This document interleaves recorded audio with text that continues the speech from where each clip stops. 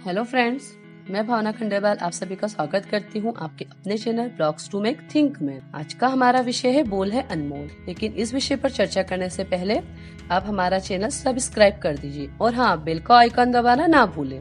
जी हाँ दोस्तों, वाणी का जीवन में बहुत महत्व होता है।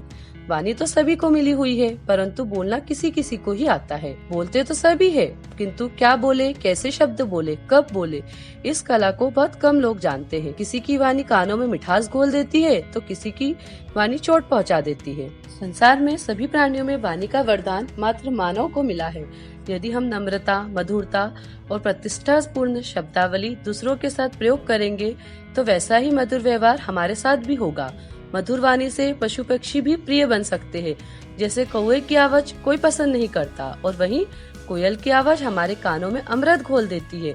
इसलिए कहते हैं कि वाणी वो बाण है जिससे दूसरों के हृदय में घाव भी होता है और स्नेह प्रेम से बोली गई वाणी मधुर व्यथा भी उत्पन्न करती है।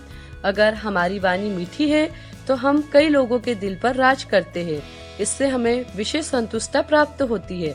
संबंध व समाज में भी हमारा प्रभाव बढ़ता है। हमेशा से यह कहा जाता है कि किसी का हृदय अपनी कटु वाणी से दुखी मत करो, क्योंकि मधुर वचन है औषधि, कटुक वचन है तीर। श्रवण मार्ग हुई संचिरे, वेद्य सकल शरीर। कटुक वचन सबसे बुरा, जारी करे तन छार। साधु वचन जल रूप है, बरसे अमृत धार। हमें यह बात भी स्वीकार करनी पड़ेगी कि सभी बातें ऐसी नहीं होती जो दूसरों को हमेशा अच्छी ही लगे। सत्य कभी कभी कड़वा भी होता है। कुछ अप्रिय बातें भी कहनी पड़ती है, ताकि हमारी चोटिल बातों से व्यक्ति को आहत जरूर होता है, लेकिन उन्हीं को याद करते हुए वह निरंतर आगे भी बढ़ता है। हाँ, यह भी सच है कि तीर के समान चुभने वाली बातें हमें चोट पहुंचाती है, गहरा घाव देती है। लेकिन दूसरी ओर देखा जाए तो यह भी उतना ही सच है कि इन्हीं बातों के कारण हम अपने जीवन में वह करने के लिए तैयार हो जाते हैं जो शायद पहले कभी नहीं कर पाते।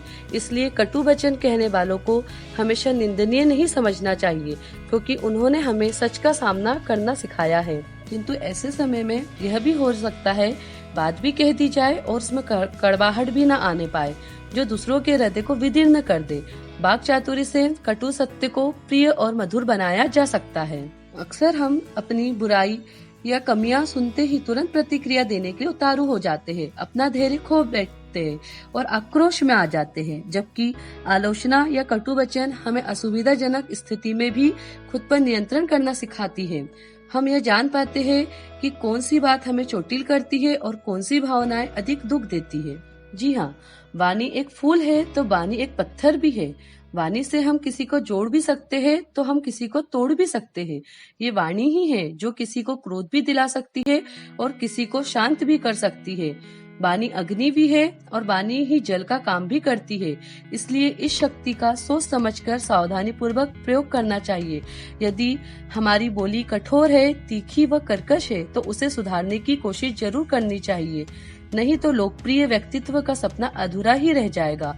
बोलने से पहले विचार जरूर करिए, क्योंकि मुख से निकली हुई बात कभी वापस नहीं आती। मंगलमय जीवन बने, पूर्ण सभी हो काज, ऐसी वाणी बोलिए, सुंदर बने समाज। Thank you. आपको हमारे ये विचार कैसे लगे हमें लाइक करके कमेंट्स में बताइए।